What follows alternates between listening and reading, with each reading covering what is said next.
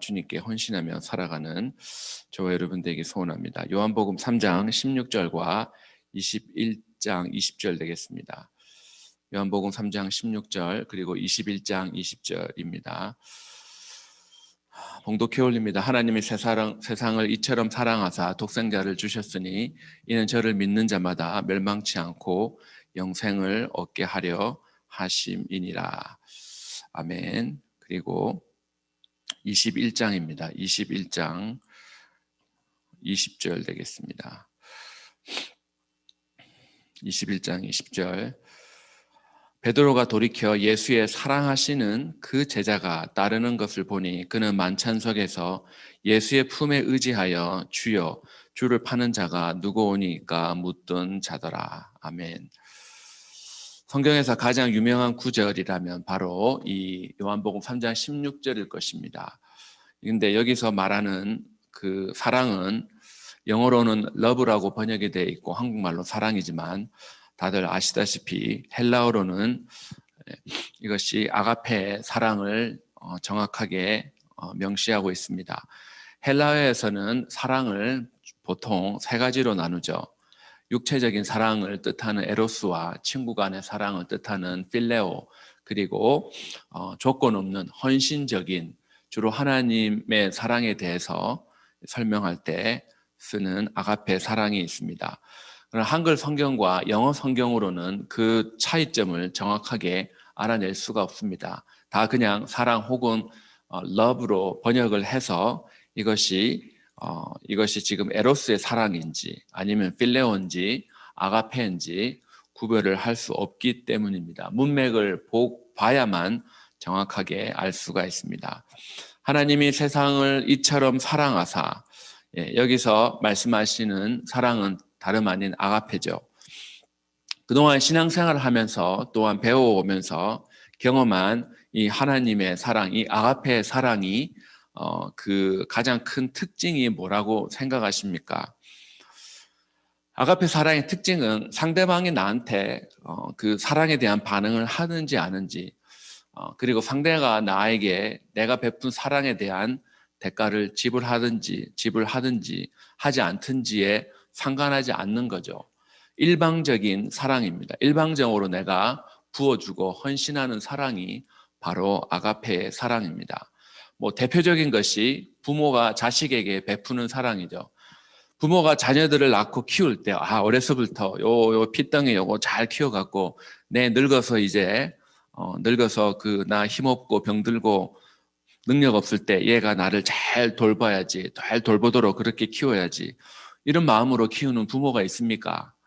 모든 부모에게 물어보지 않아서 제가 알 수는 없지만 개 중에 아이들이 자발적으로 그렇게 해주면 너무나 고맙고 감사한 일이지만 그렇지 않아도 부모는 자녀를 헌신적으로 키웁니다. 그것이 바로 아가페 사랑의 특징이죠.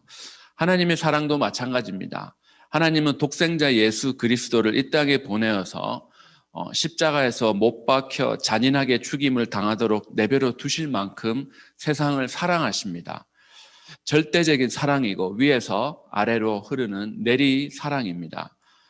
그런데 그 사랑에 대해서 사람들이 너무나 감사하고 감격을 해서 예수 그리스도를 믿어야 되는데 세상의 사람들은 그 하나님의 사랑에 대한 반응인 예수 그리스도를 전부 다 믿지 않습니다. 그동안도 소수의 사람만 믿어왔고 지금도 퍼센테이지로 따지면 진정으로 예수를 삶의 Lord and Savior로 믿는 사람은 그렇게 많지가 않고 앞으로도 그럴 것입니다. 왜냐 그러면 이 아가페 사랑의 특징이 상대방의 반응에 아랑곳하지 않고 반응을 해주면 좋지만 안 해줘도 내가 그를 여전히 헌신적으로 사랑을 하고 일방적으로 부어주기 때문입니다. 그런데 여기서 말하는 아가페가 바로 헬라어 아가페에 대한 뜻이죠. 그런데 실제로 예수님과 예수님의 제자들은 이 헬라어를 사용하지 않았습니다. 그쪽 지방의 갈릴리 지역에 사용하던 갈릴리 방언인 아람어를 사용하셨습니다. 그런데 이 한국말도 그렇지만 이 고대의 언어가 9,000년 전에 그 지역, 특별히 그 지역 방언들이 그 지역에서 사용되던 이 언어가 이제 헬라어로 번역이 되고 영어로 번역이 되면서 정확하게 그 뜻을 이렇게 그 우리들이 지금 쓰고 있는 언어로 이해하는 것은 쉽지가 않습니다. 영어 성경은 죄다 love로 번역을 했지만 그게 헬라어를 가지고도 세 가지의 사랑이 있는데 구분이 안 됐는데 어떻게 아람어에 예수님이 원래 사용하셨던 그 말뜻을 오늘날 영어가 다 이렇게 담아내겠습니까? 이 아가페에 해당하는 아람어는 차브라는 그런 단어입니다. 이 단어는 히브리어로 아하브라는 단어에서 나왔습니다. 그냥 헌신적인 사랑 똑같습니다. 예수님이 사랑하시는 그 제자라고 할 때 여기서는 아람어가 그 헌신적인 사랑을 뜻하는 그 단어가 사용되지 않았습니다. 여기서 사용된 그 아람어 단어는 라캄이라는 단어인데 히브리어와 똑같이 라캄이라는 단어를 사용을 했습니다. 이 아가페의 사랑이 내가 사랑을 베푸는 쪽에서 일방적으로 베푸는 사랑이라면 이 라캄이라는 이 단어는 쌍방의 그런 사랑입니다. 짝사랑이 있고 서로가 진심으로 사랑하는 거 있죠. 짝사랑은 상대방의 나를 어떻게 생각하는지 그것은 중요하지가 않고 그냥 한쪽에서 죽어라 그냥 사랑을 하는 거죠. 사랑을 쏟아붓는 쪽의 사랑이 짝사랑을 베푸는 나의 사랑이 온전해지기 위해서는 그 상대방도 나의 사랑에 대해서 반응을 해야 되고 그 또한 나를 사랑해야 합니다.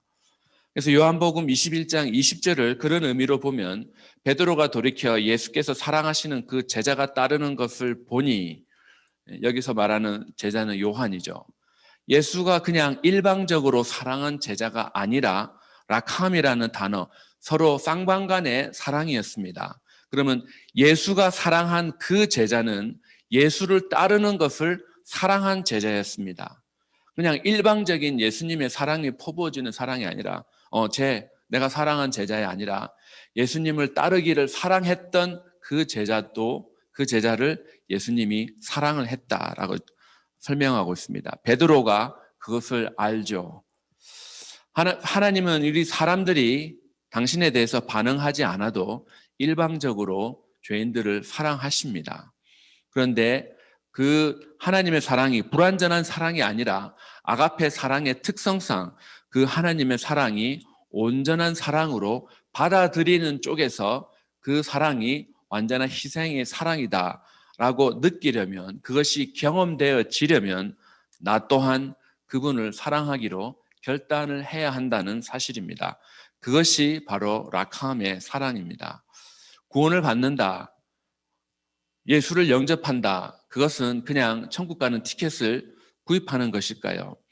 물론 하나님 나라에 가는 것 정말 중요합니다. 그런데 정말 사랑하는 사이라면 부부가 결혼식을 마치고 나서 이제 정식으로 부부가 됩니다. 그리고 야, 이제 우리 부부가 되었으니까 이제 우리 각자의 커리어를 추구하기로 하자. 내가 싱글 때 자기가 추구하던 커리어가 있지 않습니까? 아내는 왜 여자라고 결혼하면 사회생활을 접어야 되냐?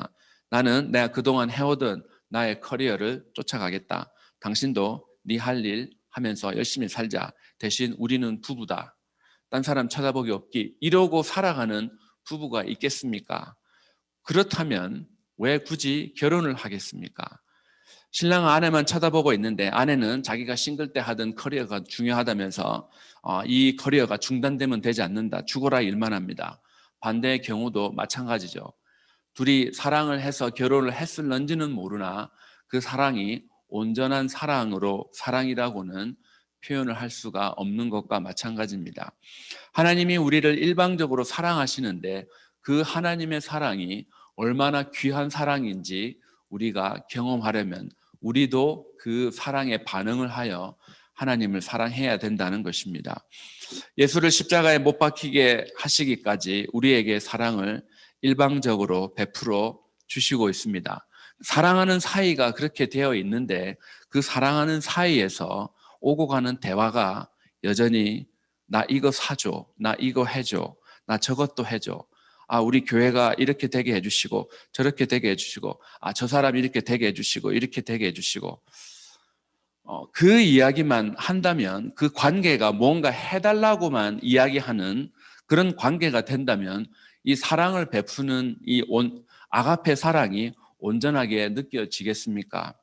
사랑한다는 말은, 주님을 사랑한다는 말은 한마디도 하지도 않고 마치 내가 하나님은 나를 너무나 사랑하고 온갖 사랑의 표현을 다하는 서울 남편인데 이 아내는 경상도 아내가 돼서 사랑한다는 말을 내가 고집국 해야 되냐라면서 아무 말 하지 않고 그냥 이거 사줘 저거 해줘 이거 해 저거 해줘 내가 원하는 것만 이야기한다면 그것이 진정한 사랑의 관계일까요?